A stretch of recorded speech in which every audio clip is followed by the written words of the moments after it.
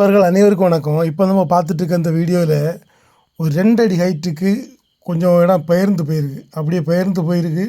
நிறைய வீட்டில் பார்த்திங்கன்னா இந்த மாதிரிப்பட்ட பிரச்சனை வந்துகிட்டே தான் இருக்குது. அப்போ இது எதனால் வருது அப்படின்னு என்னோட அனுபவம் வச்சு நான் ஒரு வீடியோ பதிவு நான் உங்களுக்கு தர போகிறேன். ஆனால் நம்ம நிறைய வீடியோ போட்டுட்ருக்கோம். எல்லாத்துலேயுமே எதிர்கருத்துகள் வரும். அதே மாதிரி நான் சொல்லக்கூடிய விஷயங்கள் ஆமான்னு வரும். இதை நீங்கள் எப்படி ஏற்றுக்கிறீங்கன்னு தெரியாது. ஆனால் என்னோட ஒரு அனுபவம் வச்சு நான் உங்களுக்கு ஒரு சில விஷயங்கள் சொல்ல போகிறேன். அது என்னென்னா, நிறைய பிரச்சனைகள் வர்றது இப்போ பாரப்படி வந்த அப்புறம் தான் அதிகமாக பிரச்சனைகள் வருது. அதுலேயும் பார்த்திங்கன்னா, அந்த சில இடங்களில் சிமெண்ட்டு கலவை பொடி முறைக்கிறதுலே நிறைய பிரச்சனைகள் வரும். அதுலேயும் உண்டு. சிமெண்ட்டு கம்மியாக இருந்தாலும் இந்த பிரச்சனை வரும். சிமெண்ட்டு கம்மியாக இருந்தாலும் வரும். அதே மாதிரி பொடி மறைச்சி கிளியராக தண்ணி அதிகமாக சேர்த்து கலவை அடித்தா இந்த மாதிரி பிரச்சனைகள் கம்மியாக வரும். கலவையில் எப்போவுமே தண்ணி அதிகமாக இருக்கணும். ஆனால் இந்த மணல் வச்சு தைக்க காலத்தில் இந்த மாதிரிப்பட்ட பிரச்சனைகளே இல்லை. நீங்கள் பழைய வீடெல்லாம் பாருங்கள்.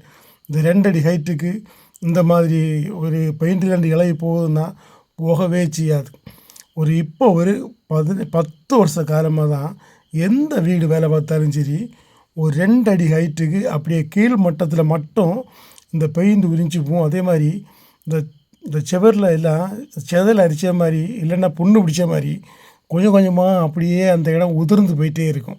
இது எதனால் வருதுன்னா, அடுத்த ஒரு விஷயம், இன்னொரு முக்கியமான விஷயம், நம்ம தேய்ப்பு வேலை பார்த்துட்டு இருக்கும்போது கீழே அட்டம் பார்த்திங்கன்னா தண்ணி கீழே இறங்கி வந்து நிற்கும்.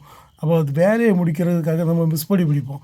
அந்த மிஸ்படி பிடிக்கக்கூடிய நேரத்துலையும் என்ன ஆகுன்னா, பொடி கிளியராக மறையாமல் இருந்தால், மிஸ் ஆகாமல் இருந்தால் இதே மாதிரி பிரச்சனை வரக்கு வாய்ப்புகள் இருக்குது. காரணம், மணல் வச்சு வேலை பார்த்த காலத்தில் இந்த மாதிரி பிரச்சனை வரக்கு வாய்ப்புகள் ரொம்ப கம்மி. ஏன்னா பொடி மறைக்கும் போது அது மணலில் அழகாக மறையும். அதே இது இப்போ பாரப்படி வச்சு யூஸ் பண்ணும்போது எம்சாண்ட் பீசாண்ட் போன்ற பொருட்களை யூஸ் பண்ணும்போது ரொம்ப கவனமாக வேலை பார்க்கணும். இல்லாட்டி இதே மாதிரி மெயின்டெனன்ஸுகளுக்கு ஆளாகலாம். 190% வீடுகளில் இப்போ இதே மாதிரிப்பட்ட பிரச்சனை நிறைய வந்துகிட்டே இருக்குது. வீடியோ பார்த்துட்டு இருக்கவங்க கண்டிப்பாக சொல்லுவாங்க, என் வீட்டில் இதே மாதிரி இருந்து, என் வீட்டில் இதே மாதிரி இருந்துன்னு நிறைய இடங்களில் சொல்ல தான் போகிறாங்க. நானே நிறைய இடத்துல மெயின்டெனன்ஸ் வேலை இந்த வேலை பார்த்துருக்கேன். ஆனால் நிறைய இடங்களில் அந்த பெயிண்ட்டு பட்டிமாவை வச்சு சமாளிக்காங்க.